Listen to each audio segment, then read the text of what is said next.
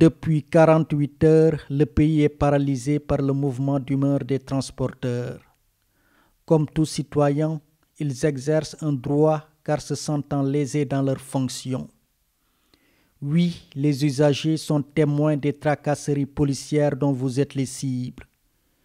Qui n'a pas assisté à cette scène devenue banale du conducteur donnant quelques espèces sonnantes et trébuchantes à un agent de la circulation? Oui, les usagers sont témoins de la précarité des conducteurs, souvent exploités par les transporteurs. Mais les usagers ont aussi plein de griefs contre vous, car votre service laisse à désirer. Le manque de respect envers le client est devenu la règle dans les transports en commun. Des apprentis, pas tous, trop indisciplinés et incapables de faire preuve de la courtoisie la plus élémentaire. Les prix du transport qu'ils augmentent à leur guise. Des bus Tata qui traînent dans les arrêts comme des cars rapides et Ndiagandiaye au grand mépris de l'avis du client qu'on abreuve souvent d'insanité pour avoir affiché son impatience. Vous dénoncez la concurrence déloyale, mais ce sont vos errements qui font le succès des autres concurrents. Bref, emprunter un véhicule de transport en commun est un fardeau quotidien en raison du comportement des chauffeurs et de leurs apprentis et receveurs. Les autorités compétentes sont, elles, à bord de leurs belles bagnoles,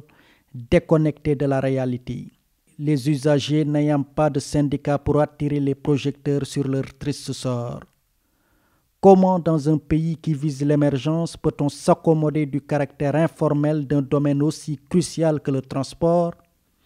Le secteur et les usagers sont laissés à la merci d'aventuriers qui relèguent au second plan la qualité du service.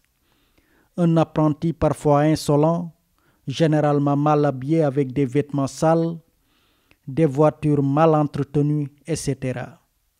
Les étrangers qui empruntent ces carcasses qui nous servent de transport garderont sûrement une image pas du tout reluisante de notre pays.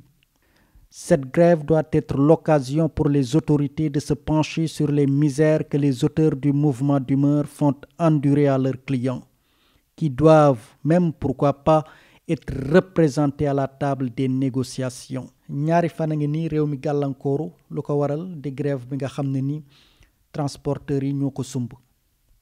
ñu am ci droit comme bépp citoyen parce que citoyen bu gisee ne daal liggéeyam am na ay gàllankoor yu ci lalu sañ na banque loxoom ne du liggéey tànk yëkkatiwuñu ay saafara jëmale ci te sax usagers yi di ñi nga xam ne ni ñoo jëfandikoo transport en commun yooyu ay témoins lañu ci tracasserie policières yi maanaam métital yi nga xam ne ni takk der yi dañ leen koy faral di teg ci yoon bi parce que ku ci ne ku yàgg jël transport en commun mës nga fekkee scène bi nga xam ne ni léegi sax dafa banal ab dawalkat bu jël koppar di ko jox agent de la circulation loolu ñëpp ci teg bët booy faral di jël nekk ci circulation bi usagers yi tamit témoin lañu ci ndóol bi nga xam ne ni conducteurs yi dañ koy faral di ndóol te nag ñu wax ko de dee transporteurs yi am ci wàll bu baax parce que dañ leen di faral di exploiter waaye usagers yi tamit même bu transporteurs yi amee lu ñuy ñaxtu bay grève ñoom i tamit amaana mënuñu dem grève waaye ñoom i tamit am nañ lu leen métti lool jëmale ko ci secteur transport bi ak transporteurs yooyee apprenti yi nga xam ne ni du ñëpp nag dañuy faral di ñàkk teggin lool di yokk paas yi nu mu leen neexee ay bus Tata yi nga xam ne ni arrêt bu ñu dem taxaw jàpp juróom jëm fukki minute mel ni car rapide ak Ndiagandiaye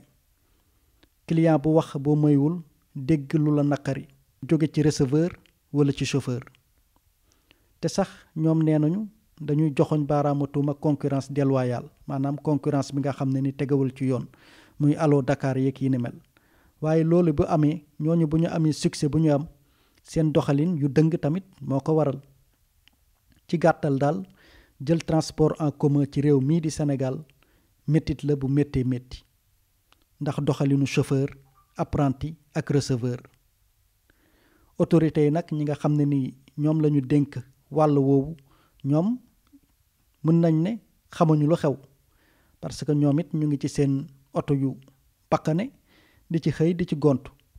duñu yéeg car rapide duñu yéeg njaganjaay duñu yéeg tata te usagers yi ñoom amuñu benn syndicat bi nga xam ne ni dina leen xeexal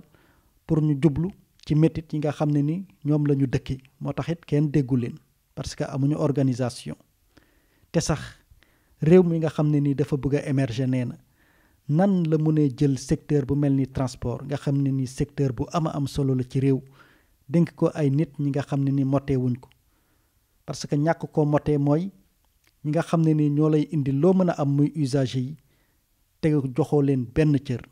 secteur boobu ñu teg ko ci loxo ñi nga xam ne ni respecté wuñu clients yi leen jural seen alal gi ñu yor tey te sax leneen lan moo waral apprenti dafa war a ñàkk teggin du ñëpp nag waaw